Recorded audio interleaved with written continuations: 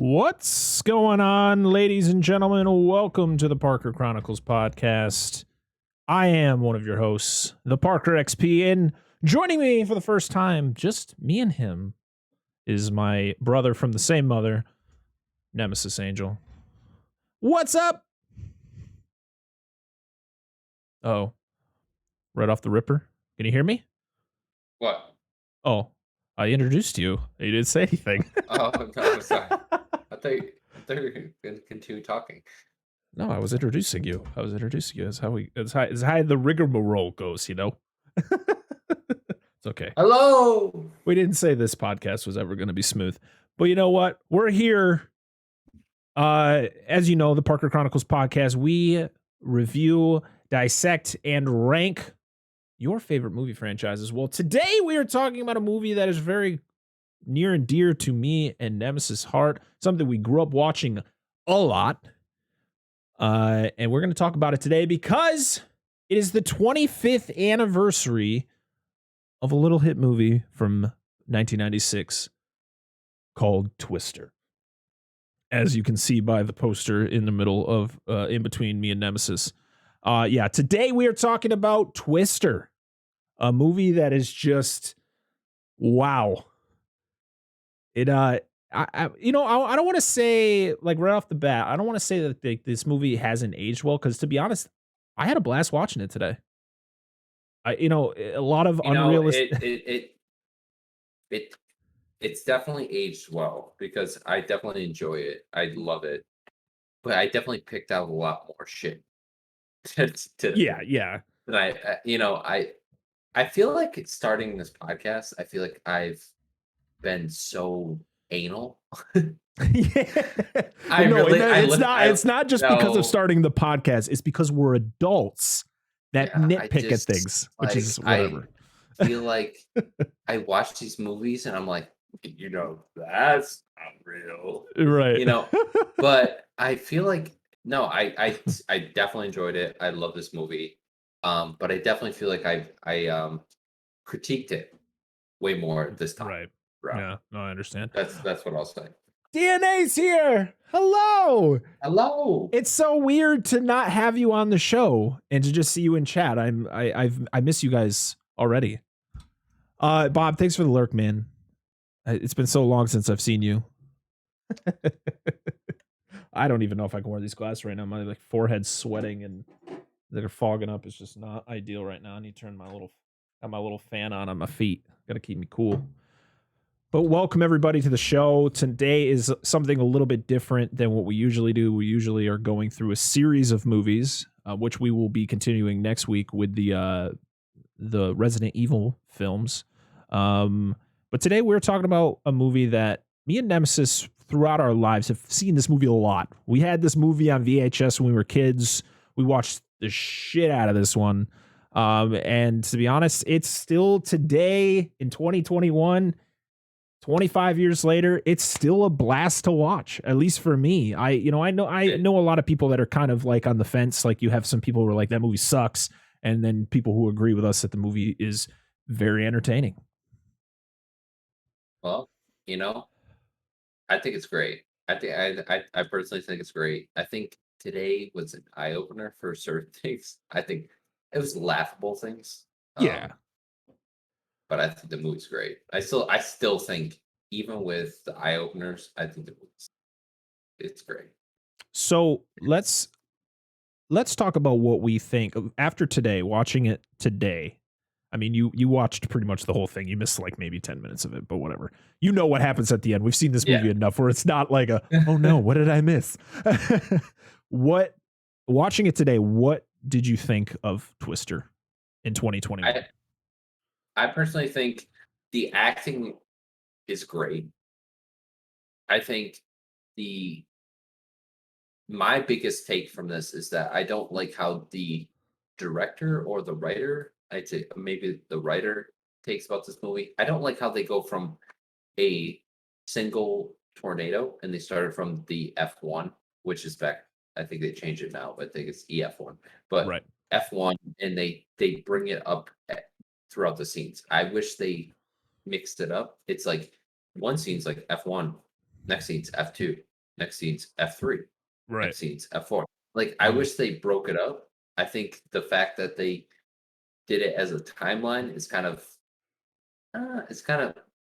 it's not believable. How about that? You don't know what's gonna Yeah. happen with the show. It's not like, oh, we know it's gonna be an EF5. Like, it's kind of it's one of those hit or miss things, you know. I'm not a meteorologist, but they know. But the fact that the whole movie just goes from like the lowest grade to the highest grade, that was the weakest part of this film. And other than that, I think the movie's great. I think the acting's great. I love all the characters. I think the characters are great. I think the the settings are great, but I just do not like the whole fact that they go from the smallest grade of the tornado to the biggest. I Right. think they could have. I think they could have mixed it up better. It's like they were teaching you something. Like Yeah. here's this what this one looks like, and then if you gradually go up, this is what you're gonna get to. Yeah. Uh, as a kid, I think, yeah, like you said before, doing this podcast, and I think just being an adult, you are slowly nitpick a lot more things. Especially a movie that you've seen so many times. You're like, wow. As a kid, I just didn't care. And I think as an adult, you shouldn't care either. Some of these movies aren't made for you to go, well, that's just super unrealistic. But we do it anyways because we're adults and we're noticing these things like, wow, that's just, yeah, we've watched how many MCU movies that are Oh just my god. outrageous, but we love them because they're great. Are they realistic? No. But the problem with like a movie, that's a the thing, different though, is different story though. you have to, like, as I go along with this podcast, I have to understand that there's a reason they're movies. They're not realistic to 100%. Right. Yep. Regardless how old they are or how new they are, they're movies. They have to catch the audience attention. Right. So you can't sit there and go, "Oh, that's not realistic." I can to a point, but I can't to a point, Right. because they're a movie for a reason. They're not. It's not a documentary. It's not It's a movie. That's what it's to entertain people. So, for this, I'll say I definitely nitpicked, but no, I love it, but it was still fun. I still enjoy it. Yeah, I mean, for a movie that's based in kind of reality, where like this is something people do, like this is a profession people actually do. It's that's I think where people get more anal about things. They're like, like we wouldn't do that. Like I remember when Jurassic Park came out, which we'll talk more into detail when we actually cover the Jurassic Park movies. But I remember like reading about things that like, uh, archaeologists and what is the study of dinosaur bones? Why can't I think of it right now? I'm blanking so hard. The people who dig up dinosaur bones. Um, Chat. I feel stupid right now. Why am I? I am blanking right now. What is going on? Whatever. The people who dig up dinosaurs, the scientists that do that, I feel so stupid right now. But a bunch of those people, they came out and they would critique like, well, this dinosaur didn't look like this, and so on and so forth. We won't get into super detail about it, but that's kind of on the same realm as this, where this movie is based on a profession. Like these people are doing like the people in this movie, the profession they're doing are Paleontologists. Paleontologists. Why couldn't I think of that? My brain was broken. But yeah, there are people out there that do this job. Like people actually chase tornadoes and study tornadoes and do the things that they did in this movie. But yeah, just the fact that so much was happening in such a short period of time, where that's where you have to expand your disbelief and you just have to enjoy what this movie is giving to you. This is a 2-hour long movie that has to give you a lot in a little bit of time, But that's exactly where I come from, is that they could have. The only critique I could say with this film, because I love this, but is that they could have mixed that up a little bit. Yeah. I think they could have taken that and mixed it instead of just did it as like a timeline, and that's all I'll say about that. So, Twister, as we said before, is celebrating its 25th anniversary this year. It was released on May 10th, 1996, directed by Jane DeBont. He was the director of Speed, starring Keanu Reeves, and its great sequel, Speed 2. He was also the director of the original, well, not the original, but the remake of The Haunting, which came out in the 60s, I believe, or the 50s. It's literally what it's The Haunting of Hill House, but it was the movie that came out in the early 2000s. It had Liam Neeson and Catherine Zeta-Jones. It did not do well. Let's see. I know he has done some other things. Oh, he did Lara Croft Tomb Raider, Cradle of Life. And that is pretty much what he is famous for. This movie was written. You want to tell me? Can you guess who wrote this movie? Without looking it up, you won't believe. I've seen this movie a lot of times, and I think I've seen who wrote this movie before. Michael Bay. No, Michael Crichton, the author. Wow. The author of Jurassic Park and its sequel, of course. He wrote the screenplay for Twister, which is, I said Michael Bay, which is insane. Michael. So there's no one was a good writer, one wasn't. Listen, they're both richer than we are, so help with that. Fun fact about that: Michael Crichton and his wife Anne Marie Martin, who was the other screenwriter for the film, were paid $2 million for the script, which at the time made it the single most expensive screenplay ever purchased. Wow. Also, this movie was executive produced by Steven Spielberg. Of course, because Steven Spielberg was an executive producer for so many movies in the 80s and 90s, even in the 2000s, to be honest. The ones he actually directed were the top. Yeah. Notch. So, Johnny, yeah, you're right, Johnny. Johnny, I want to wish Johnny a happy birthday. Johnny, happy birthday. Also, I want to wish a happy birthday. Also, I want to wish a happy birthday to a movie we've already reviewed, and my favorite movie of all time today marks the 46th anniversary of Jaws. Jaws was crazy. But yeah, happy birthday to Johnny, and happy birthday to Jaws. Thought I'd throw that in there since we're talking about Steven Spielberg. Birthday to both. So yeah, Steven Spielberg was an executive producer. Catherine Kennedy was an executive producer on this film. Catherine Kennedy, if you don't know who she is literally the person who runs Disney. She pretty much is the one who controls all the live action movies, Star Wars and the Marvel movie. Actually, I don't think she's involved with the Marvel movies. I know she has a big thing with the Star Wars films, and a lot of people don't like her at this moment. Catherine Kennedy. Kathleen Kennedy. Catherine. No, it's Kathleen. Sorry, I'm mispronouncing her name. But she did a lot of, she produced a lot of films for Spielberg. She was actually an executive producer for Jurassic Park, the Indiana Jones films. A lot of Spielberg films in the 80s and 90s. And then she went off and got a job with Disney, and now she's doing things there. Funny thing about Steven Spielberg, Bill Paxton didn't meet Steven Spielberg until a year and a half after this movie was made. And when they met, Steven Spielberg went up to him and said, "Hey, thank you for making me a lot of money." Oh, man. This movie stars, as we said, Bill Paxton, who is just, Bill Paxton, if you don't know who he is, he was in Titanic. He was in Aliens. This movie, of course, Mighty Joe Young. He's been in a bunch of things. He's a fantastic actor. Look up his IMDb. He's got so many films, and he unfortunately passed away a few years ago.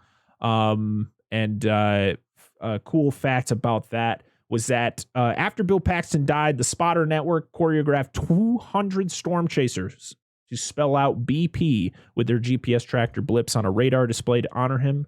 This kind of tribute had only been done 5 times before. And it was the first time it had been done for someone who wasn't a storm chaser.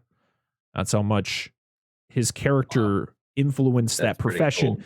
You got to think, though, and as a kid, for me, this movie came out when I was 5, but I probably saw it when I was 5, but I had seen it throughout my childhood, and this movie made me want to be a tornado. Like, I wanted to be a storm chaser. And to be honest, it still looks really cool to do. I give a lot of, those guys chasing down something that is very sometimes unpredictable. It's crazy. No, I agree. I think, but you have to think this movie definitely, there's a lot of people who are in this profession now, that were like me. They got influenced by this movie and by the characters of Bill and Joe Harding, Bill Paxton and Helen Hunt's characters in this film, even the side characters. There are probably people today that are doing this job that are like, yeah, Twister was why I got into this profession. So, that's just awesome. So this movie stars Bill Paxton, Helen Hunt, Jamie Gertz, Cary Elwes. I don't know how to pronounce his last name, but he was in Princess Bride, Saw, and others. And of course, the late and great Philip Seymour Hoffman in one of his early films in his career. God, this movie is just so much fun. So many great side characters that really just, even when they're not showing Bill and Joe and you see like Dusty and the other side character, you're like, man, this is a cool group of people that I could hang out with.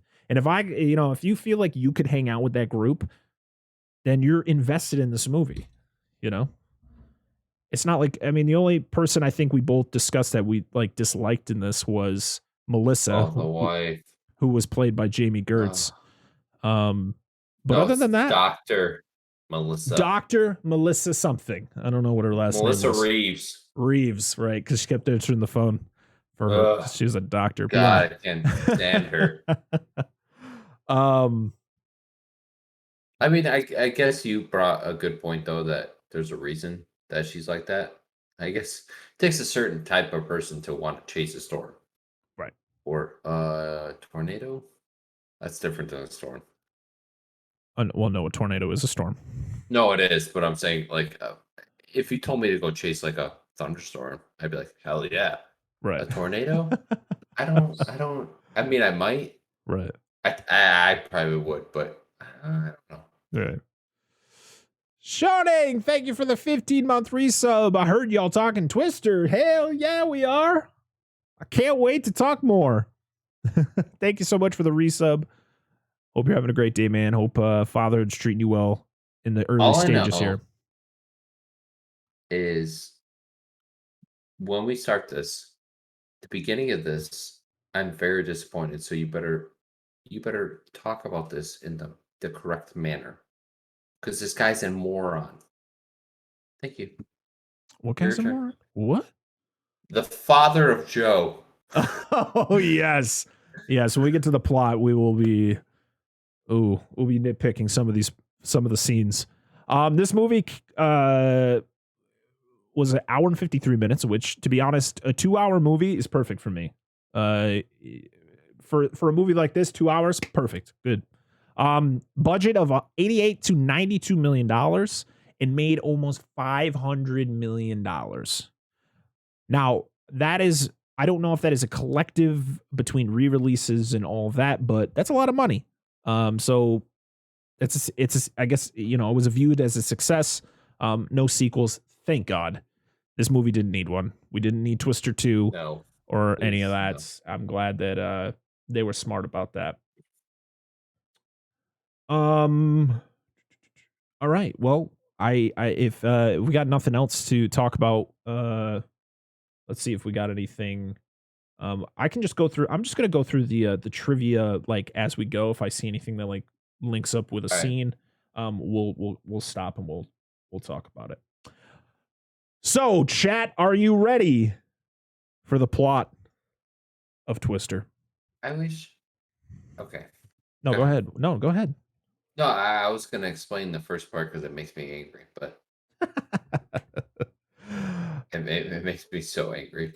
So the movie opens with I enjoy it. You know, for the longest time, movies had opening credits, chat. I know we've gotten used to just movies starting with no credits, or you get like 20 minutes into a movie and then they do like some 30-second thing. But you know, movies had really like they had to be creative with their opening credits. And Twister, I thought had one.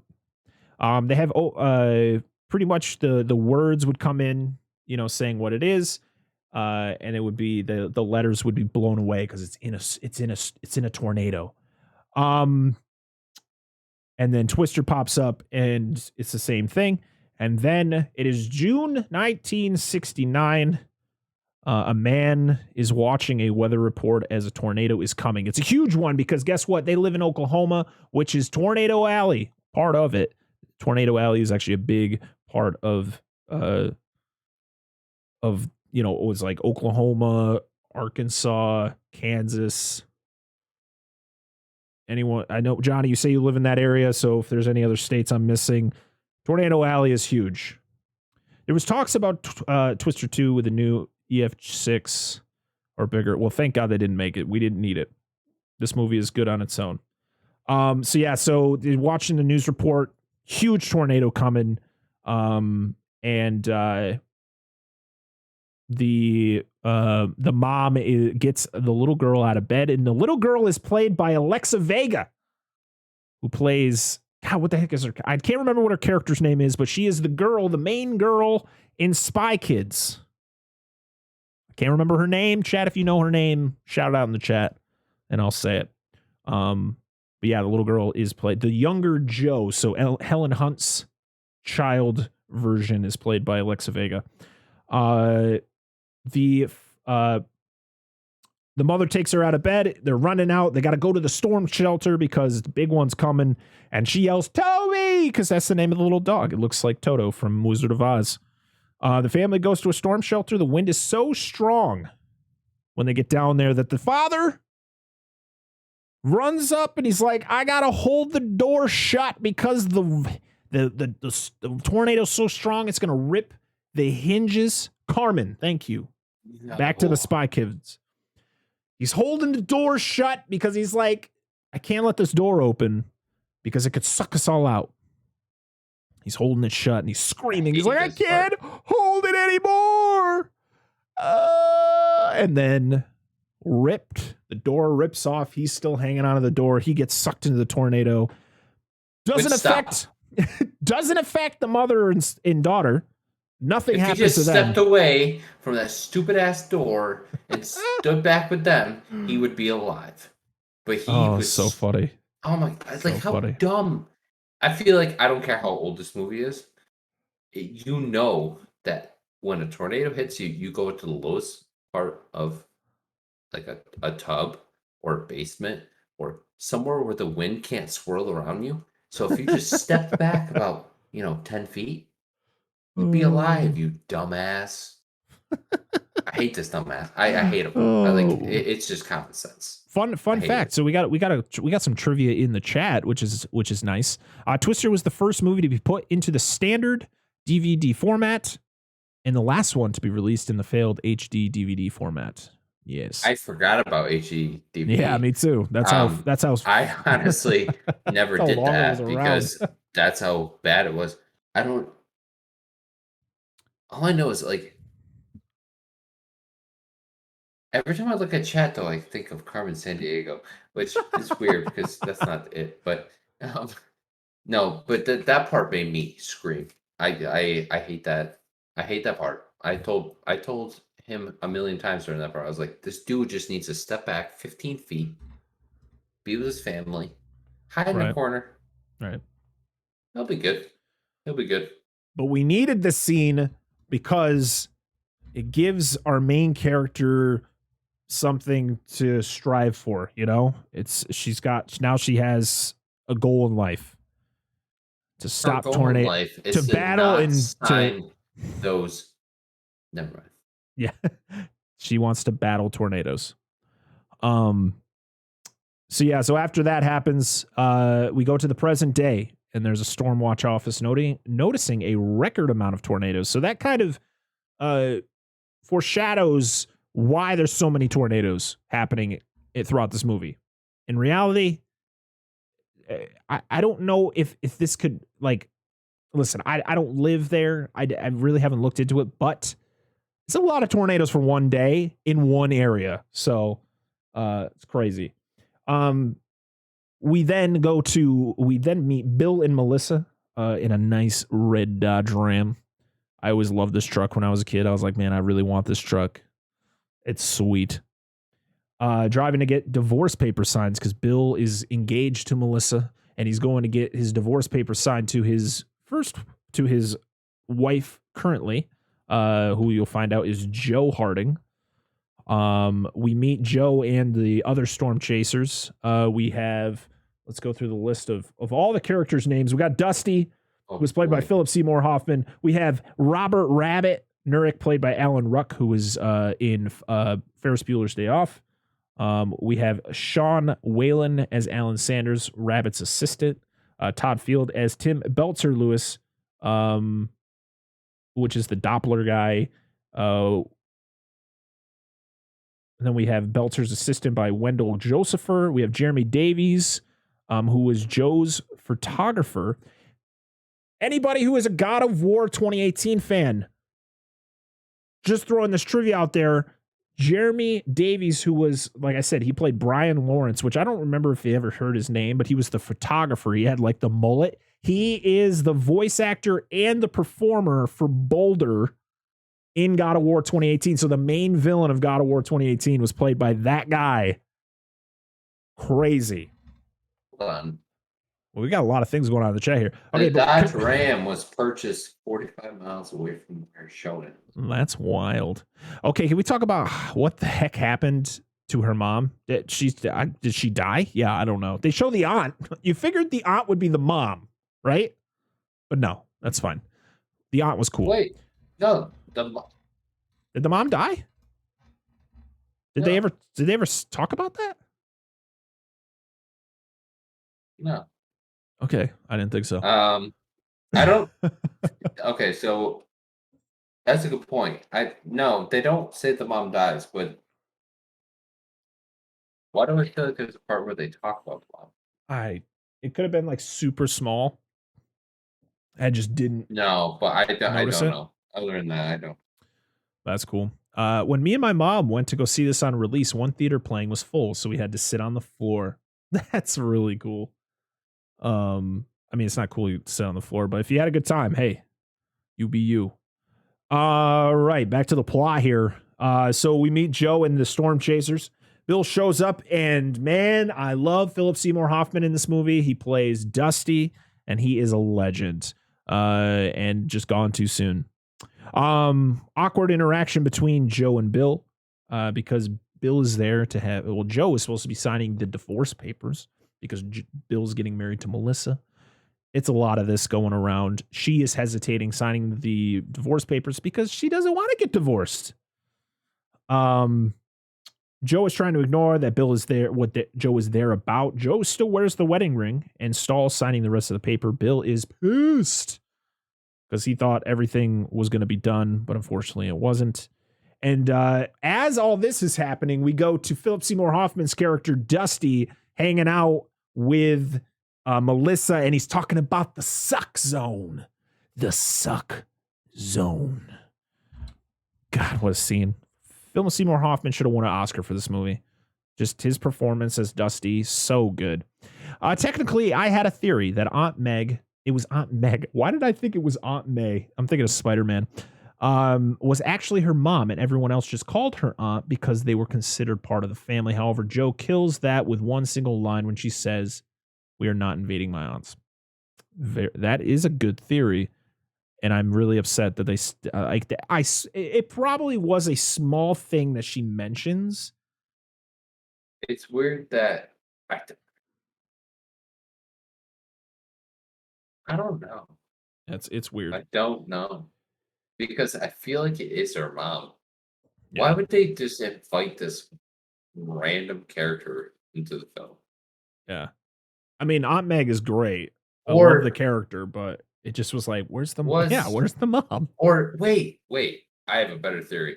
What if the beginning of the film was her aunt and her uncle, and her uncle died? No, because when they are driving up to put down Dorothy too, and it tips over and she's like losing her mind, and then she starts spewing crazy things, and he's like, do you think that like the tornado chose to kill your dad or something like that? It was like in that vein, and he said dad, so she's talking about that whole thing. So then I don't know. It's just a weird thing. I So think people just were supposed to ignore. mom's in Bora Bora. Yeah, she said, "Fuck Tornado Alley, I'm out of here. I'm I'm out of Bora here." Bora. I just watched my husband get sucked in like Dorothy did in The Wizard of Oz. I just thought it was weird that they would bring her on, like her aunt of all Yeah. people. I think they just didn't think the mom was not a big enough character to add to her. I see. That's the thing, though, because she survived too. I feel like she should have been in it. I feel like she would have been. It would have made more sense to have the mom be the Meg character. You know what I'm saying? Yeah. Because she survived. The mom that. would have been a bigger character than the aunt, because the aunt was not even existent before this scene. Like, you don't even know who the aunt is. You know who the mom is. But Yeah. in reality, after you go through that trauma, you move far away. Maybe her and Joe moved far away from everything, and then Joe came back because when she got older. That's my thing. That's what I think happened. To be honest, I like the Aunt Meg character. It doesn't really make much sense, but we'll just keep going with it. I just made so much sense that she would be her mom because there's no backstory on how Aunt Meg came into the picture. It would make sense that she is Joe's mom. She's missing a husband. She's a father figure to Joe. Joe obviously confided in her with her relationship. Hey, well, you get. Listen, that's what I love about theories. I mean, I definitely understand. I can definitely side with that. This whole aunt picture, like, she played the character well, but I think it's pretty poor. Like, the whole mom thing would have worked better. Like, if they were like, "This is my mom." I agree. Like, I agree. I think the whole aunt thing was like, okay, where did you come from? Right. If they, like Shoning said, if they didn't add that line where Joe says we're not invading my aunts, Yeah, it would have been better. Maybe she says that to not tell everybody else that it's her actual mom. Not that I don't think that's what the whole thing is, but I think we're diving way, way too deep into this. But I like it. I like that we're talking just like a little bit. To be honest, today is the first time I ever actually thought of this. I mean, Shonen coming in here and saying it kind of I definitely put us on that track. The first time I thought about that is that that's okay. Never mind. Yeah, I don't even know. Johnny. I mean, that could happen, but I feel like there should have been some mention of like, when my mom passed or whatever. I think that would have been fine, because if not, what the heck happened? Yeah, right. What happened? What happened to all these people? Doesn't make any sense. So Joe and Bill are arguing because Joe hasn't signed all of the papers for the divorce. And but then she throws in about how Dorothy is here. And he's like, what? She's like, yeah, she's here. She's ready. And so Bill gets all excited, and we find out what Dorothy is. Dorothy is it's a container full of little sensors that pretty much you put it in the tornado's path. Tornado sucks it up. The sensors go in there, and it sends back valuable data of how a tornado works, the internal workings of a tornado, which is a really cool concept. I want to know how much it cost for all 4 of these things. Got to be expensive. And 3 out of the 4 broke, and they just left them all just scattered everywhere. A lot of littering going on here. They all got sucked up in a tornado.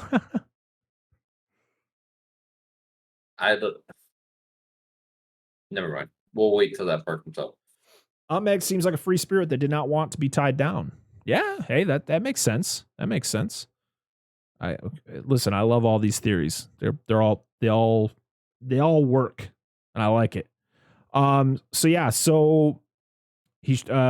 shows Bill Dorothy. He checks it out. He's super pumped. and then they get a radio call that there is a touchdown, somewhere. So they all got to rush and get ready and go off. And Bill and Melissa are just like, yeah, you guys have fun. We got to go. We got things to do. But Melissa goes, did Joe sign the divorce papers? And Bill goes, shit. And so he's got to chase them down so that he can get Joe to sign the papers. And then we meet Jonas and his goon squad. To be honest, though, I say goon squad, but when you watch later on, the people who work for Jonas are just people doing their jobs. Like, they're just people doing that job. Jonas is just a fucking asshole who sucks at his job, to be honest. I would say that one scene, I'm not going to say, but this guy's like, I don't think this is a good idea. Jonas is like, did I say that? Yeah. If I said that, then no. Like he's a tough character. Jonas Miller, he's a night crawler. Yep. Pretty much. So Jonas went to, I think Jonas and Bill and Joe, they all studied together, but Jonas got some corporate sponsors and became his own thing, but he's a night crawler. So pretty much he doesn't really know he's not good at doing, what Bill and Joe do. Bill and Joe are very good at tracking things without having the technology. And Jonas sucks. He relies on a bunch of people to tell him where he needs to go. And he's pretty much in it for the money. He's in it for the money, not the science, as Bill says. As they are driving up alongside, one of the vans in Jonas's crew swerves over.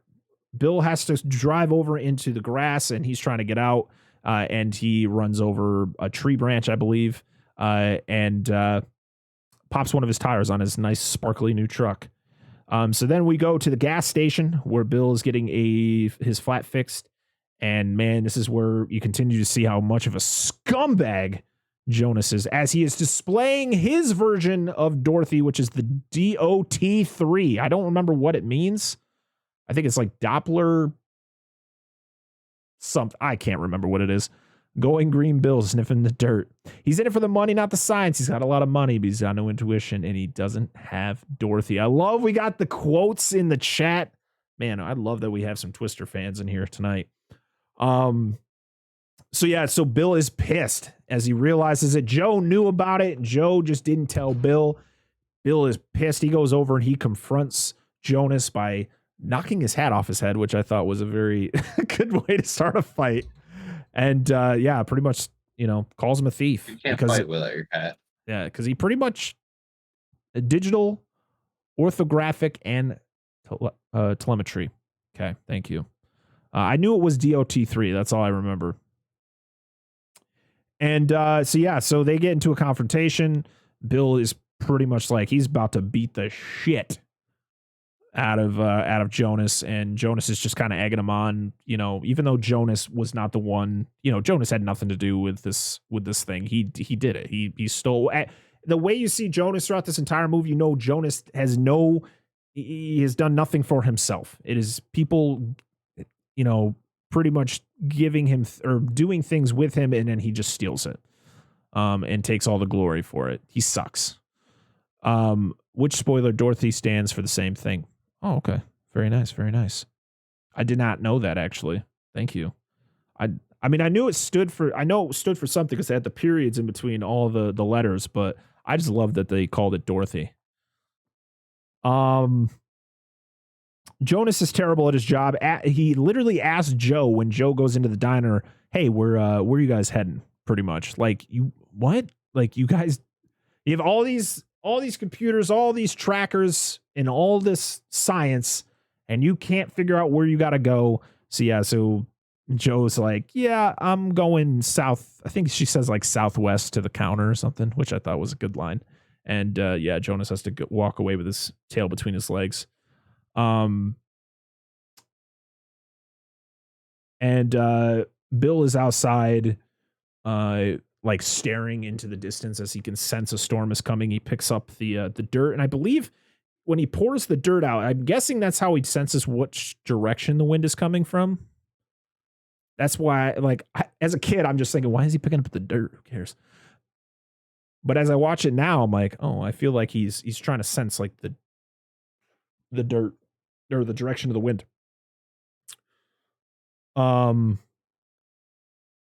Melissa and Joe talk at the diner as Shania Twain plays in the background. Fun fact: Shania Twain, my first concert. a little Parker fact for you. But then Melissa says, "You're still in love with him." She's like, she doesn't say no, but she pays for Melissa's stuff. And it's time to go, though, because shit's going down. Another tornado has dropped, and they got to get out of there. Melissa throws her cups of whatever she bought on top of the truck and forgets to put them in. How many times have you done that? I don't think I've ever done that in my life. You ever done that? Stuff on the top of my car. Put something on top of your car, get in, and then completely forget it's there? Have I or people with me? Because people with me, plenty of times. But me personally, maybe once, actually. Yeah. No, but just other people that I've been with, definitely a lot. And do I go back to replace it? No. Yeah. We got some quotes in the chat here. Do you have to pee? Because there are not many places to stop when we get on the road. Yeah, and then that's when she says you still love him. See, I hate Melissa, so I could care less if she has to pee. I could care less. So good. Thank you for all the quotes, chat. Then we get a montage of everybody individually jamming out in their cars. We got Dusty throwing on some music. I can't remember who the artist is. At least in this scene, I do know who it is in in future scenes. But we got him rocking out with his speakers on his bus. Which what was it again? What was the name of his bus? I know, Barn Burner. The Barn Burner. That's right. I know that Johnny had put it in the chat before. We got the preacher there. He's got his classical music playing. Everybody's singing. Everybody's having a great time. And we got Joe and Bill in the same car. They're driving Joe's yellow Jeep pickup. And they're just having a good conversation. Joe's just asking him a bunch of questions about Melissa kind of calmly, and he's getting very angry about it because he doesn't want to fight. And he says it many times. Bill drives down, so they have a great conversation and they're doing all that, but then they get distracted and they have to focus on the tornado that's ahead of them. Deep purple. Okay, cool. The waitress's face when the line says, yeah, it's great. Yes, Oklahoma. Yeah, the two of the characters were singing Oklahoma. So they're having a great conversation, but then they have to focus on the tornado that is ahead. Bill decides, because he is driving the truck, we're gonna go down this really epic dirt road. It's like a trench, and for some reason he goes down it, but then needs to get out of it. Yet the sides of this trench are like 4 to 5 feet tall. He ain't getting out of there, and he continues to drive. He doesn't try to brake and turn around. He's just going straight for it. Gets the Jeep wedged under a bridge. I don't know what this was. Was this a bridge? I think I asked you this before. Bridge. Yeah, it was a wooden bridge that was. Yeah, it was poorly made. Yeah. So they have to get out. And they don't have time to undo Dorothy and put her down, so they have to keep her in the truck, and they have to go under this bridge, and they strap to it. Was it this scene that they use a belt to, or was it the scene at the end? I think they just hold on really tight, and they hold. This scene, they just hold on. Yeah, and the Jeep gets picked up, and the tornado goes, and then the tornado disappears, because every time the tornado is over them, after it like barely moves away, it just disappears. I swear, every time they are in the path of the tornado just disappears once they hit them. It's like the tornadoes are literally looking for Joe. It's great. So yeah, the truck gets picked up by the tornado, and Melissa's driving in the truck in the Dodge there, and the Jeep just lands right in front of her, and she freaks out, and she's screaming bloody murder. Bill goes and comforts her as she's just losing her mind. And then Jonas and his squad there, they drive by, and the guy who drives with Jonas, the dude's not a terrible dude, but Jonas is just a dick. He's like, should we stop and help him? And he's like, nah, keep going. And then Dusty goes in there and does his thing, which I thought was funny, where he's like, give me a kiss. Oh, man. Philip Seymour Hoffman, you legend. Twister is like Jaws in the Brody family. It's out for revenge. We got the whole dialogue between Joe and Bill going on in the chat right now. I love it. In the truck before the tornado hits. So good. So then Bill's truck now is the primary truck that's going to carry Dorothy around. And they already have another tornado to chase. And they determine it's a Sidewinder because like Jonas's group had tracked, they had like their predetermined path where the storm was, but then the tornado like completely changed path, so they called it a Sidewinder. So they're following there, and then they're driving down this like road in between a lake, I think. And the tornado is going over the water, and then it splits into two. And that's when Bill says, we got sisters, which is literally a tornado that splits into two. And it's over the water. And then that's when we see the first cow. Actually, the only cow. They are not tornadoes. They are not tornadoes? They are called water spouts. Yeah. So you see the cow. Like, cow.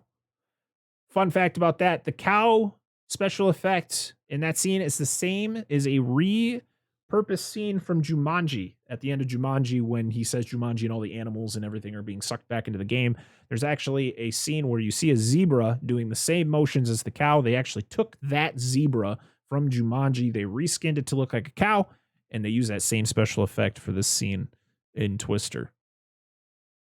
Oh, I did not know that. I did not know that until that's actually yesterday. Pretty cool. It's crazy. So yeah, so they see the cow go by the first time, and then they see a cow, and she goes, another cow, and he's like, and Bill goes, I think that was the same one. And unfortunately, they can't escape the water spout as it hits them, but it's, not powerful enough to do anything. So it just takes the truck and kind of just spins it around a few times. And Bill and Joe are ecstatic after it's over. And Melissa is back there. She looked like she just had some electroshock therapy. The crazy thing. Did you know that the tornado that hit us in the Cape was a water spout? Really? That turned into a tornado. That's wild. So we kind of ran into the same situation. Thank you, Johnny. I feel like I'm more prepared for this than I was for Jaws. I'm gonna have to redo Jaws like down the road. I gotta do a better episode of that. So then after everything is over, that is when everybody comes up and they're like, we gotta get some food, and we gotta go see Aunt Meg, which I thought was Aunt May, but it's Aunt Meg, my mistake. And they just food.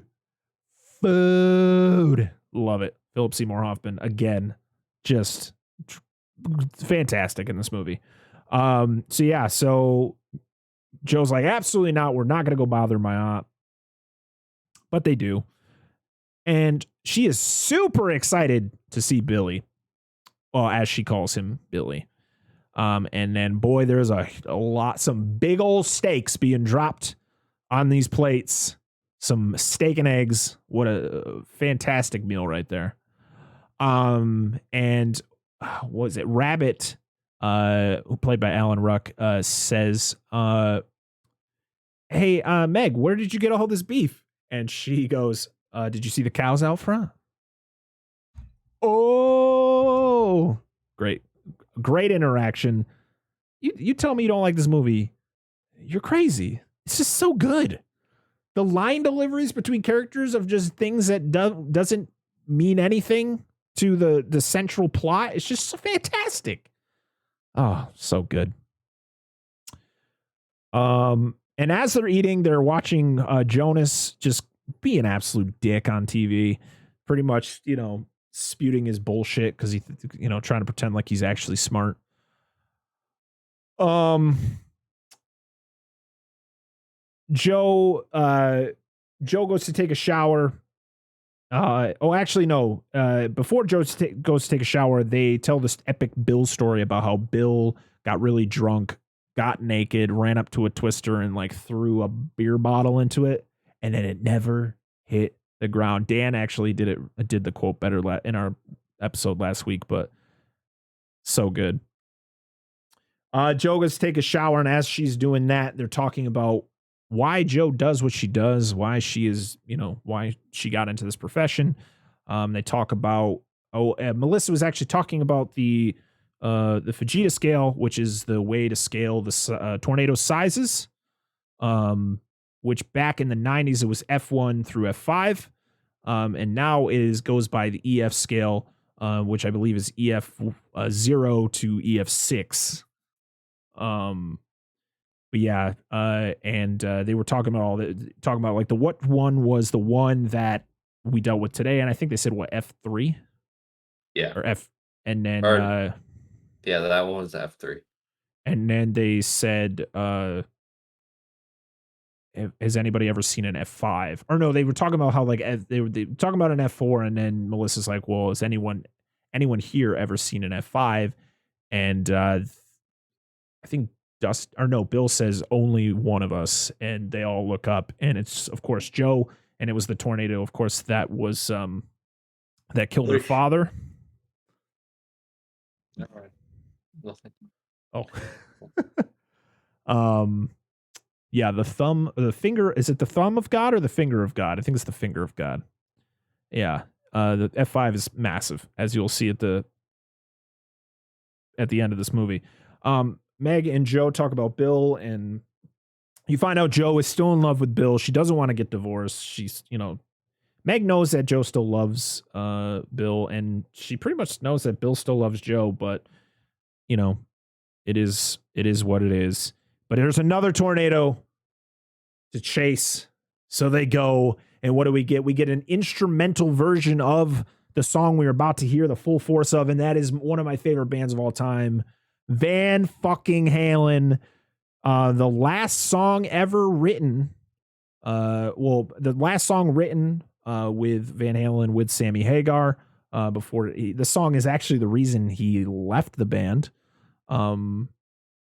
But this human being's playing over the speakers of Dusty's bus, and goddamn, is it great. But no one knows where the tornado. People are saying there's tornado, and no one can see the tornado. Bill and Joe are like, where is this fucking tornado? We can't see it. Where is it? And so then Bill and Joe go ahead and leave the rest of the group behind. They go up, and it's super haily. Like there's hailstones just falling everywhere.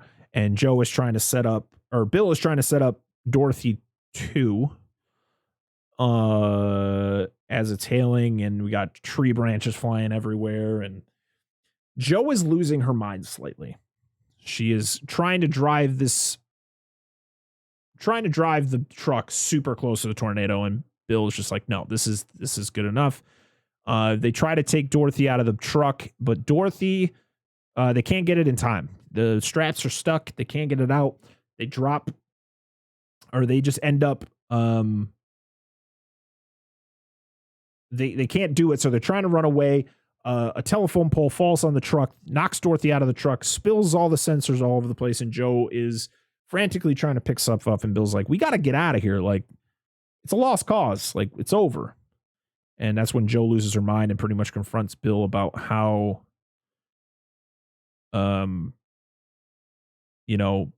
tornado, like, what are you doing? And she's, pretty much stating like, I have to do this, it killed my dad. You're not the one where the tornado, she pretty much saying like the tornado like chose her, like took her father on purpose or whatever. And then Bill says something around the fact of like how he's always there for her, and Melissa hears.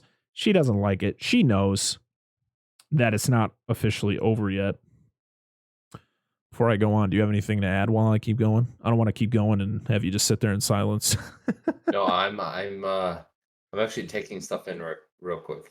So okay. I love that the music video was on the DVD and Blu-ray, dude. Human Beings is one of my, like, I love that song, the solo in it. Like, Eddie Van Halen, of course, was a rock legend. I loved Van Halen even before this movie, but this song, and then him and Alex, the drummer, do a instrumental during the credits. It was called Respect the Wind, which was fantastic as well. But yeah, Van Halen, awesome.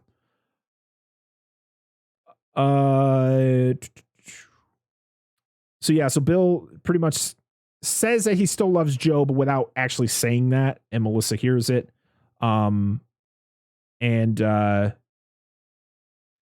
got another one coming. There's another tornado coming. Oh no, then they go to I don't know why I had this note down. So they are all trying to recuperate. And they go to the movie theater. It's a drive-in movie theater, and they're showing The Shining and Psycho. The Shining is what is playing on the screen when you first get to the scene. And after the whole conversation between Joe and Bill, Joe decides, I'm going to sign the papers. I need to just end this because, Bill didn't do what I wanted him to do. Hailstorm Hill is actually a real place here in Iowa. That's cool. Joplin, Missouri was hit by an EF5 tornado. Such a sad, scary day for Missouri. Makes the one that hit my town look like nothing. We had a tornado hit the town we lived in when we were kids. Actually, Nemesis wasn't even born yet. No, I think our mom was pregnant with him when the tornado hit. I don't remember what size it was. I think it was only like a EF2 maybe. It was an EF1. I think. Well, actually, it had to be strong enough to get over the mountain, so maybe a 2, and then went into a 1. Yeah. Because it went over the hill, So Bill and Joe are standing in line at a little, at the, concession, and the TVs start to static, which, fun fact, back, when this movie came out, where the heck is it? I need like the actual fact here. What? Oh, about the so pretty much back in the 90s, before digital TV came out, a tornado, they thought a tornado would actually be able to mess up the signal on analog TV. So when they're standing at the concession, they see the TV static. They know like a storm is coming, a tornado's coming. But then Dusty confirms it, saying there's a storm coming and it's heading this way. And everybody's trying to get everybody to this gigantic garage at the drive-in. Joe tells the people in the concession to get out of there. Melissa, Bill gets Melissa and all that, and they all run into this massive garage. As you see the tornado, like the lightning flashes and you can see it, but then like the light goes away and you can't see it again. But you see the movie screen start to tear apart, and it's the scene where Jack Nicholson is hitting the door in The Shining before he does the "Here's Johnny" scene, which I thought was such a great scene to put on the screen there as that is all going down. I thought that was really cool. One more fun fact. Wakita was chosen as the single town to get destroyed because of an old Native American piece of lore that a chief bestowed a protective spell upon the town to protect it from harm for 100 years. And the year that movie came out was the year the protection wore off. That is wild. Absolutely wild. Crazy. Preacher, there's a hose that like gets loose and he grabs and he's all excited that he gets it. And then an explosion happens, or the window busts and a giant hubcap comes through, slices the top of Preacher's head. Joe goes over to stop it. Everything's going down, and then like everything's crashing into this garage. You got the sign for the movie theater, and everything, and then it ends. And we then go to Aunt Meg's house where she is laying in bed watching, ironically, a Judy Garland movie. Judy Garland was the actress who played Dorothy in The Wizard of Oz. So I thought that was a pretty cool thing that I never realized until watching it actually today. I was like, oh, that's Judy Garland. Really cool. Melissa just pretty much is like, yeah, it's not going to work. I know you're still in love with Joe. You need to figure this shit out, and I just can't be around for this.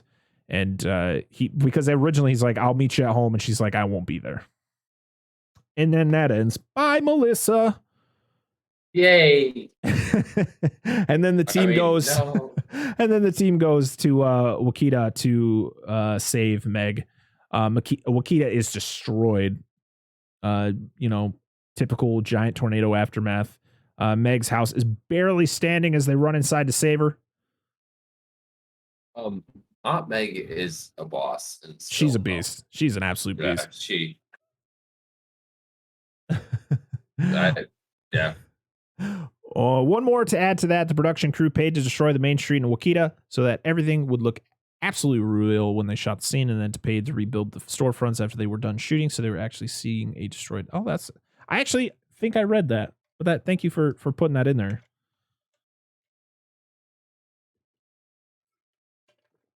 I didn't think I was going to get all this today. I really didn't think I was going to get all these facts and quotes and things from this movie, but I'm very happy about it. I didn't know any of it. I'm very happy about it. This is what this show's all about, So Joe and Bill rush into the house to save Meg. She's trapped under like a beam on the bottom of the house. The dog is the reason that they found her. Right. So the dog, was like right next to her barking. They get Meg out. She's like, I'm fine. Come on. All that. She's a tough lady. They get her out of the house. And what's the dog's name? It was like, it wasn't Moose. It sounded like Moose. I thought it was Moose. The first time I heard it, I was like, is there a dog named Moose? No, it's oh my God. Somebody's going to tell me in chat. I can guarantee it. No, but Moose heard you say that through my headphones. And he looked up at me. He's like, somebody talk about me? No, it's not Moose. It's that's funny. Moe's? M-O-A-Z. Yeah, Moe's. Okay. Moe's. I just think of The Office when I say Moe's. Moose? So they get her out of the house. Meg yells to Bill, "Oh, go get Mose! He's still in there." He comes out carrying him. As he's like coming out of the house, Joe. Oh, this was one of my big. I definitely had a problem with the scene. Yeah. So Bill is carrying Mose out of the house, and Meg is talking to Joe, and Joe is feeling. She was like, are you hurt? I'm fine. All that. They put her on the stretcher and they put her in the ambulance. And as Bill gets just far enough away from the house starts to collapse. Ooh, and everybody's like, suspense. No. Like, so. Just in time. Like, no. I thought it was funny. I thought it was great, but horrible at the same time.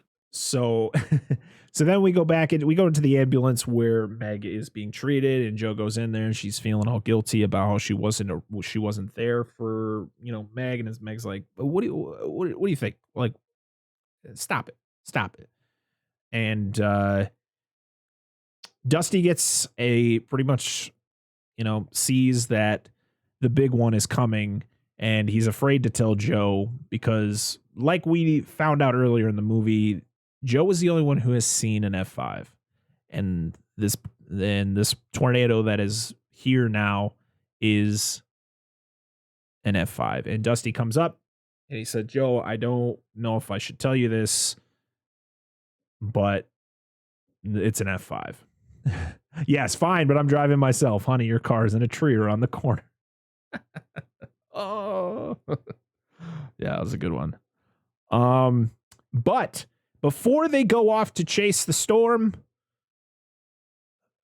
Joe looks at the wind chimes, or the whatever those things are called. Is that still considered a wind chime, the thing that spins?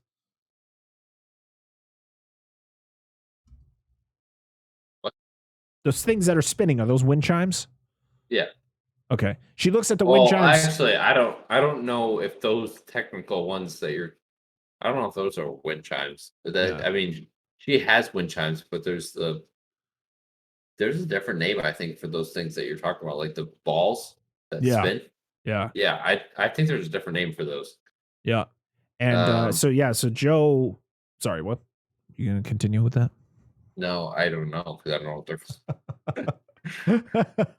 So Joe looks at these things and she's like, I know how to make Dorothy fly. And so then we get a big giant Pepsi can overhaul where they are modifying all the sensors inside the Dorothy's. Oh God, I hated this scene too. And it's literally Let's make some paper airplanes, boys. Yeah, they were literally cutting like wings and stuff and little flaps for the sensors with aluminum cans to make them fly better.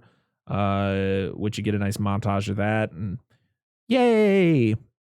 So this is the thing that really was like a what the fuck moment. Literally the rest of this movie was how close they were getting to this tornado. This tornado, as they say 4 to 5 fucking times, is about a mile long or a mile wide. My mistake. And they're within 20 to 30 yards of this thing, and it's like nothing is happening. There's no debris flying out. There's just nothing. It's just like super sunny. I mean, listen, I don't live there. But I'm feeling this isn't. This is crazy. So They're way too fucking close to this tornado for nothing to happen. I have a lot to say about this scene. So I don't like. Sir. Okay, so they pull up. Okay, so they're they're ready to put Dorothy out. They put Dorothy out, and he's talking about how it's too light, right? Yep. And so it's too light, and then a truck lands. A 18-wheeler lands right in front of them, and he wants to reverse. The 18-wheeler gets picked back up. Their truck's fine, just in reverse, like bye. Yeah. Like an 18-wheeler gets picked up, but your car is fine. I don't get. Yeah. The writer was sitting there like, you know what? I think that truck should be picked up, but that one's fine. So funny. And then it gets tossed in front of them. I'm like, come on. And that's I guess that's back on me nitpicking, but come on. If the 18-wheeler is gonna get picked up, the little Dodge Ram is gonna get picked up too. They're gone. They're bye. Gone. Bye. Oh man. So they're really close to this damn storm. And let's talk about the tree branch. Yeah. So first, so they drive up close to the tornado. They are able to take Dorothy out and put it in the road. And they're watching it from not far enough away, I feel, from the tornado itself. You should be a lot farther away, but whatever. They're watching it outside of the truck as well. And they're like, oh, it's too light because the thing is just getting tossed in different directions. But then a tree branch comes down and smokes it, just like literally baseball swings it, knocks it out. All the sensors go everywhere, and they're like, fuck. But then we get another tree branch that flies down and perfectly gets itself stuck underneath the truck, where the back tires of this truck are stuck. Funny thing is, this is a 4-wheel drive truck. Why don't you just put the truck in 4-wheel drive and get the fuck off that log? What are you doing? It's 4-wheel drive, because bro. You're 25 yards from a storm. Nothing makes sense. So, oh man, this is where. Listen, we love this movie, and this movie was the end of this movie is just absolutely bonkers. I mean, we had a paperweight 18-wheeler, so Yeah. I mean, everything makes sense. Yeah. So then they get off they get off the log. They get off. Is the log thing after the truck or is it before the truck? No, I think they get off the log and then the truck explodes in front of them. So then we get it. Yeah. So we get a truck that, the truck is what gets them off the log. Remember, the truck comes out of the tornado. They're like, what is that? What is that? And it lands them off it barely nudges the truck, knocks the truck off of the log. And the funny thing is this tractor trailer truck is within feet of their truck and it gets sucked back into the tornado. Do they get sucked into the tornado? No. Okay. They actually did. Yeah. And they were going to reshoot it. I think they actually did. It was going to it cost like $500,000 to reshoot it. Wild. But yeah. I think the only really bad part of that scene was if an 18-wheeler is going to get sucked up that easily, that Dodge Ram is too. Yeah. I think that was so poorly. A kid, it probably won't notice it. So like, oh, action. But any adult's going to watch that and go, what? What just happened? Oh, man. So just absolutely bonkers. So then we get Joe and Bill driving away, but then we also get Jonas and Eddie. So Eddie is the driver. They are driving on their own path, and Bill and Joe are trying to talk Jonas into turning around to getting out of there because it's coming towards them, and Jonas is just a piece of shit and is like, oh, yeah, you're just trying to get, he's doing whatever. And Eddie's like, why would they put us in danger? Like, they don't want us to die. You guys just don't like each other. Like, they're not evil villains here. Like, let me turn this damn truck. If I was Eddie, I would have just turned the truck around. Fuck Jonas. What's he going to do? He's going to punch me in the face? He's going to knock my ass out? Like, I ain't driving any closer to this stupid thing. Well, unfortunately for Eddie, he gets a nice giant beam shoved into his face, and Eddie and Jonas get sucked into the tornado.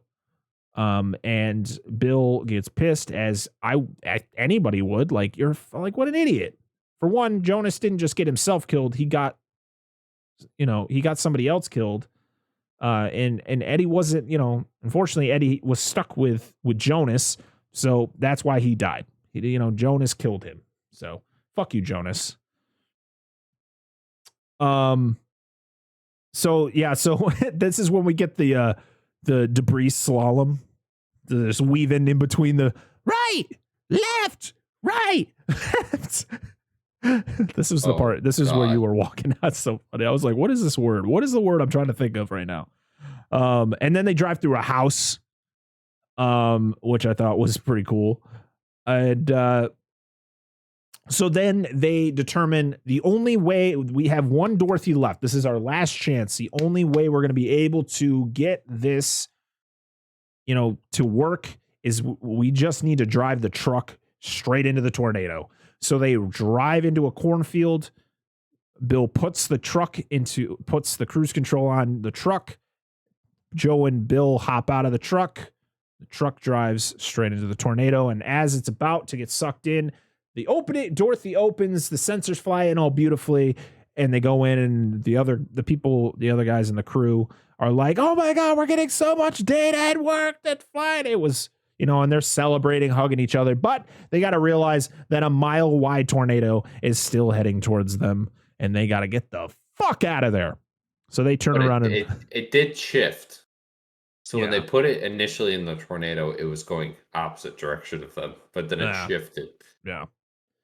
Fun fact about the scene where they're driving through. So they're driving through the cornfield, and they actually had to open their doors and jump out of the truck.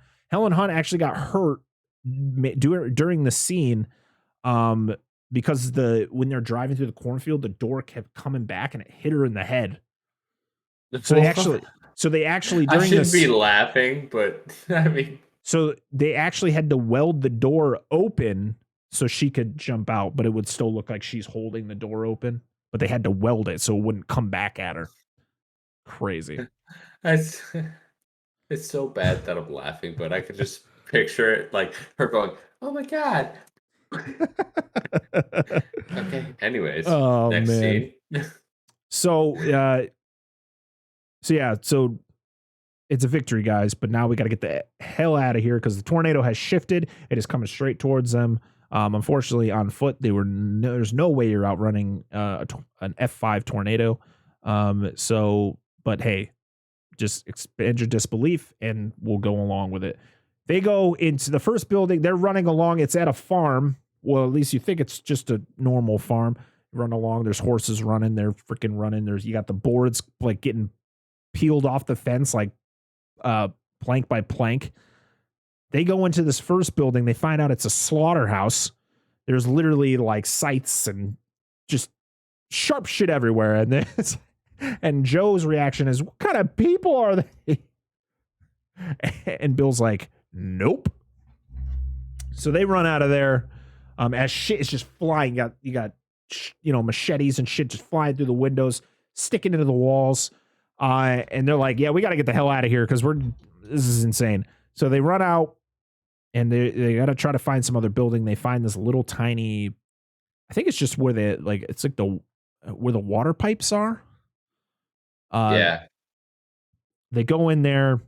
Bill straps his belt around both him and Joe. Is that like a well? Yeah, or something where like the pipes are really deep. So whatever. Still, this scene is absurd, but like I said before, just go along with it. Bill straps him and Joe to this pipe in the ground as the tornado literally goes over them. Like you get the cool scene where she looks up and you see the sunlight shining through it, and you see the funnel and then the light around the funnel and then the rest of the tornado, which is a really cool shot. But in reality, they'd be dead because they would have gotten hit by debris because there's a lot of debris in tornadoes. No, they were in they had some cover. They went into a little place. Yeah, but all of the wood around them disappeared. So they were just connected to the pipes. And got thrown out of the. I don't know. You know what? I feel like it's not a horrible ending. No. I feel like I liked it. It just was like, okay. No, I feel like there's definitely a chance of making it through a tornado. That's not the one. I can agree with that. That's a big ass tornado. There's gonna be a lot of debris. That's funny. I want to try it. So, was that you want to try it too? What's that? You want to do that same scene in a tornado? Oh, and not an actual tornado. Can we just like do a simulation? Oh, yeah. The same the same winds. The same winds. Yeah. Not debris, but without the debris. And see how. Yeah. Sure. Well, let's do it. See how it works. We'll be it's like a Mythbusters. Experiment. I'd love to do that. I think that'd be pretty cool. like reenact films without dying. How about that? Is that like I mean, a I think like a that's tab? always a goal for people when they're reenacting movie scenes. Let's not die today, okay? That's definitely a hashtag on mine. So Let's not die today. So that's after the tornado, of course, the tornado goes directly over them, and as it's right after it goes over them, it disappears, as every tornado in this movie has done. ooh, And everybody shows back up, and they're all celebrating. And the funny thing, and then they get up and they look, and the house is still standing, and it says, "Look at that! It didn't take the house." I was waiting to say that part, Shoning, and then I'm going to read your facts. So the house in that scene is also in Iowa. That's actually cool. You can currently stay in it as an Airbnb. It's been up for sale multiple times. Not sure what the status still is. That's cool. That's really cool. But you still see the horses. I'm like, how do the horses survive? But whatever. We're going to ignore that. So yeah, everybody's all excited. They're talking about how, like, oh my God, we have so much data coming through. Like Dorothy flew. Everybody's happy. And what does I can't remember what. Oh, so Bill and Joe are arguing about like who's going to be doing what with all the data, like who's going to work in the lab, who's going to work in the office or something like that. And then I can't remember who says what to Joe, and Joe's like, "Yeah, I think we're going to stay on the ground right now." And then then Joe and Bill start making out. you And want to then know what this movie does a bad thing of is like the radius of a tornado, because you and me know firsthand, like a tornado, we've been in one, that even outside of the tornado, the wind is going crazy. I yeah. mean, the tornado that was going behind the house that we're staying at, I mean, even outside of that, the winds were still 120 miles an hour.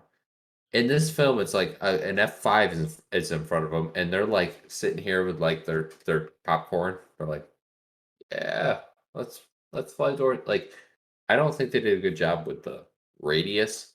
Like the effects of a tornado, I feel like are way faster than what this film shows Like or how fast it portrays. moves. Yeah, like uh, it's like they're just staring at these tornadoes, and like I stared at a tornado I couldn't even see, and the winds were still bending trees sideways, and that Yeah. was an F1. They're like sitting there perfectly in the middle of Yeah, the road, setting up yeah, Dorothy, and this fucking mile yeah. wide tornadoes coming in. Yeah, no, I get what you're saying. So, yeah, so Joe and Bill make out, and so you feel, oh, happily ever after. And then that's it. The end of Twister. Uh, boy, what a movie. What a movie. It's a good movie, right? Mhm.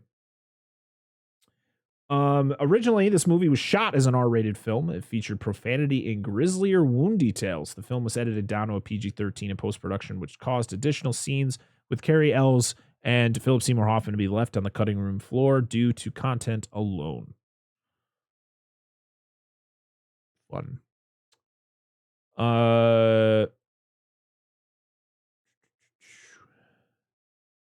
Oh, that's funny. The laptops used in the film are Silicon Graphics Indie Presenter LCD screens. They're not real laptops. They were modified to look like functional laptops when in fact the screen image is generated by a computer off screen. Wild. There you go, Allison. Welcome in.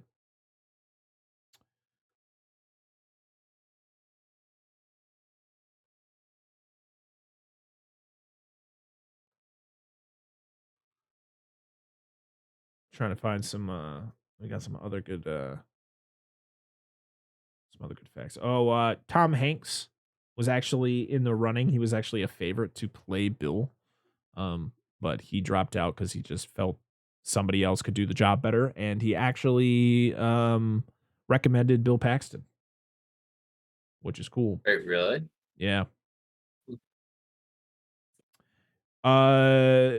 The director is a vegetarian. He stated that during the scene where they had to film the meat in the steak and eggs scenes, it was his least favorite scene to film because of the fact that he was a vegetarian. I don't, I feel like, well, I guess everyone's different. I mean, I'm not a vegetarian, but I feel like I could deal with people. Well, I guess that's hard for me to say 'cause I'm not. I like meat, so There's still a rumor going on of a sequel. It would feature Bill and Joe's kid leading new team of researchers, with Joe playing a sizable role, still trying to learn from the new outbreak of tornadoes. I hate it. I don't want it. Please don't do it. It's dumb. They did a tornado movie in the early 2010s. Can't remember what it was called. Didn't see it. Didn't care to see it because Twister, in my eyes, is the, when it comes to storm movies for me, Twister is my storm movie,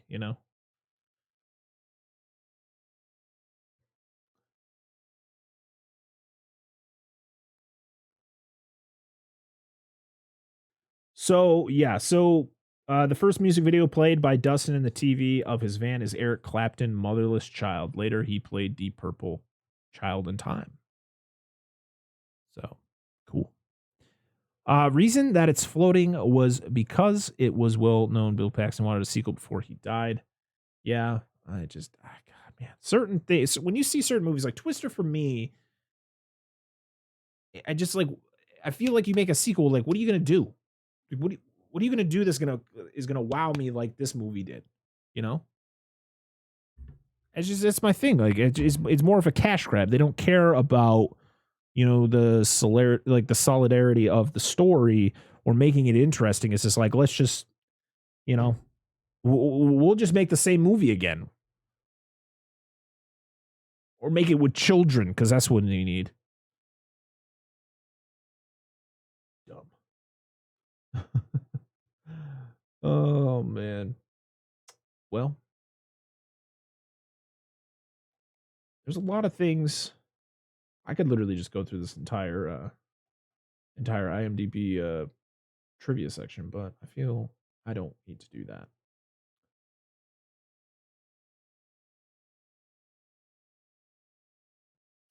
I feel like this movie's tough because um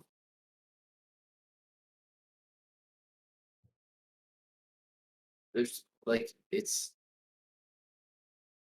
a great movie that's entertaining, but there's a lot of like things that you can nitpick about it, but it's meant to be entertaining. So it's a tough movie to come at in a say negative stance. Right. If someone were to come into this and be like, "Oh, this is this," like it's not meant to be something serious. It's meant to be a entertaining, storm-driven movie, Right. and that's exactly what it is.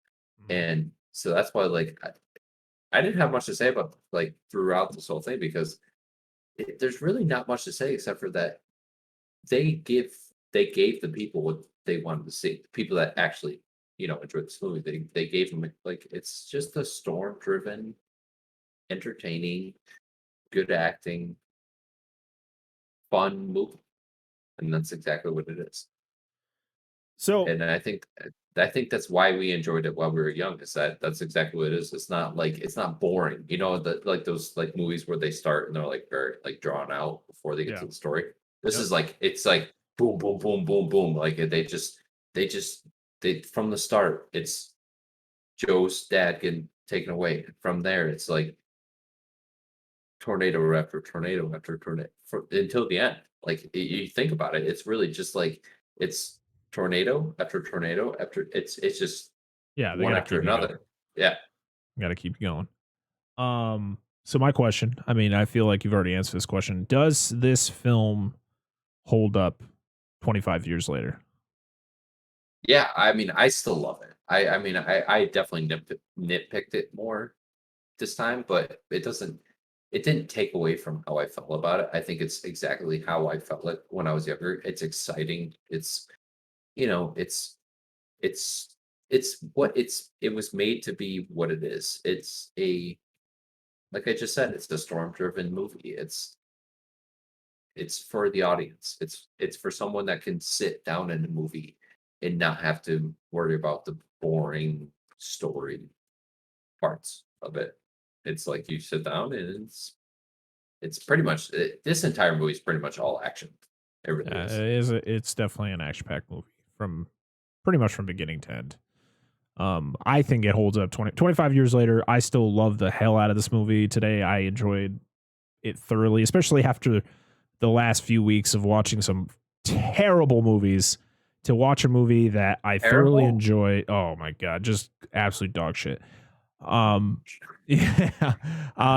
To be able to watch a movie that I thoroughly enjoy even today, the same as I enjoyed it, 20 plus years ago when I first saw it as a kid. I'll definitely, most likely be watching it again at some point in the future. But yeah, this movie still holds up. Please don't make a sequel. Just leave this alone. Let it be.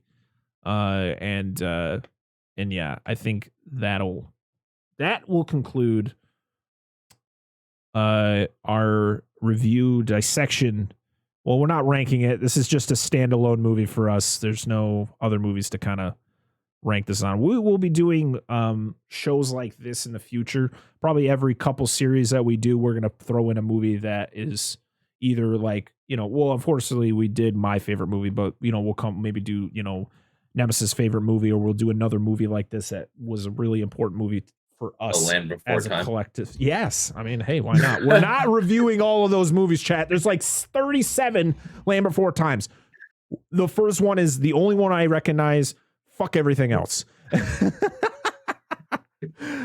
But for the shows, sorry. I feel like this is definitely like this one was tough for me because I feel like I didn't have much to say because I loved it. I see. I have more to say, and I feel like DNA Gaming, both of them. I feel like I have more to say when I have, not necessarily negative, but I have, critiques about a movie. But this one is just like it is what it was made for.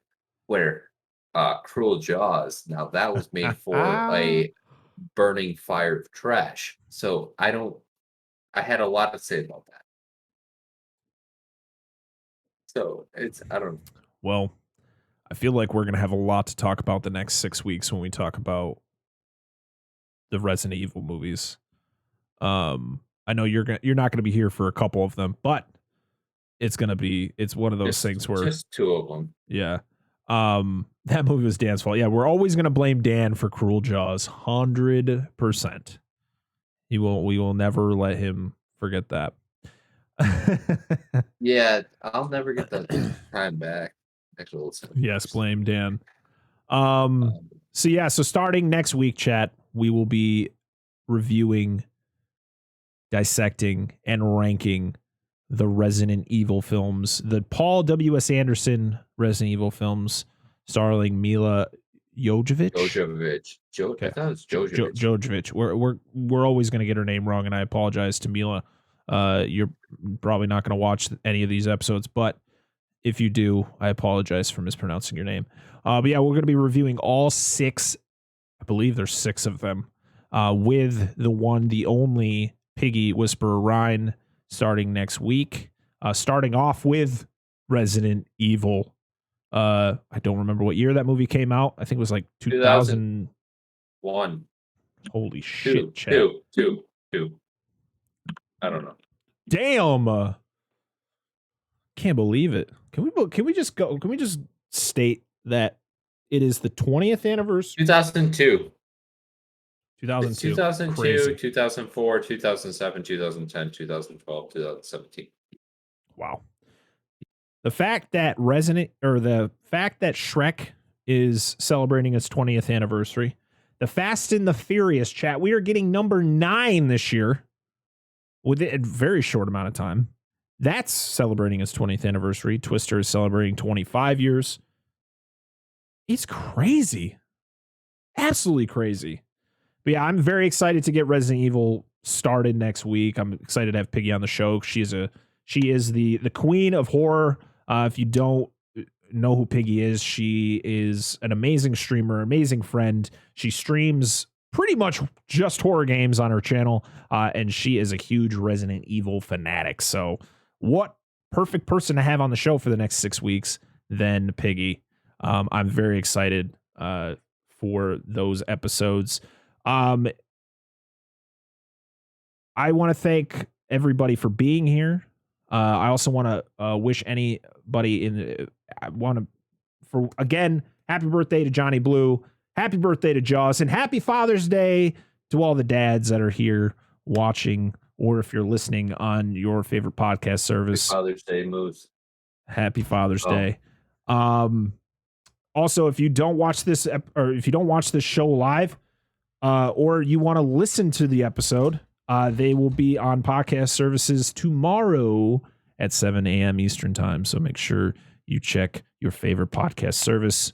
If you want to listen to it in your car, at work, or whatever, you can't watch it with your eyes. You can listen to it with your ears, I tried looking up Resident Evil 2. I found out that's not a real thing. That's a game. So the second Resident Evil, I believe, it's called Apocalypse, and it took me a while to figure that out. So here we are. So like I said, we will be back next week. I'm not going to say the time because it's all over the place right now. We'll be live. We're live. No, I think we should be okay.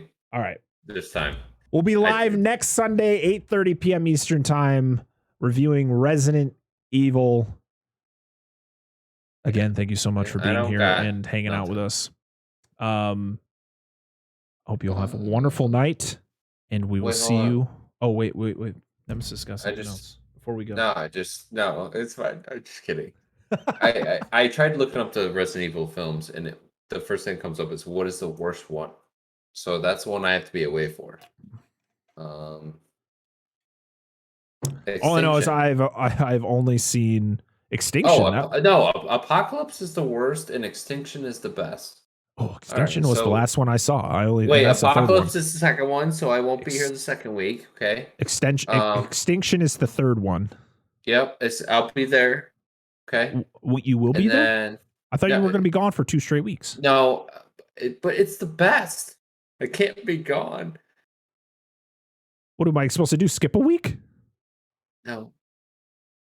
I mean, you missed all the good Jaws movies and got to hang out for all the bad ones. Shit in there. My God, I got the rolling trash on fire rolling up by my house. That's exactly what it was. It was literally. Yes. I wanted to throw up. It's gonna be a good time. No, this actually, I don't mind watching. No, I think I'll miss. What's next week? Next week is Resident Evil. No, I'm trying to think of next week. So I'll get the first movie in. And you'll miss the second one. And you're probably going to miss the third one. No, I'll get the first 2. Oh, okay. So you're gonna get the first and then the worst one, and then you're gonna miss the best one. Well, this is fucking bullshit.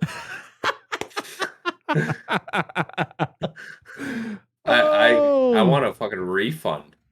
I want a refund. We're gonna go 1, 3, 2. How about that? Let's go backwards. All right, Resident Evil, the final chapter. All right, we're in the wrong month here. Yeah, let's rethink this. Oh, man. Okay. No, I guess I'm getting 1 and 2, and then I'm missing 3. Well, I'm gonna watch 3, and then I'll. Yeah, you can watch 3 on watch 3 on the plane ride to Vegas. Yeah, I'll miss 4 too. I'll miss Afterlife. To be honest, I don't. And then I'll be back. It's going to be an adventure. I'll be back for Retribution in the final chapter. So. All right. But I'm going to watch them so at least I know the story. Yeah. I can talk. And you can be in the show, in the chat. But what an adventure the next 6 weeks are going to be. Like I said, Piggy Whisperer Ryan is going to be showing up for all those episodes talking about Resident Evil, because I know she's got a lot of facts and tidbits that I'm not going to have any idea about, which is always fun. And I hope you all have a wonderful night. Be good, and we will see you next week. Bye.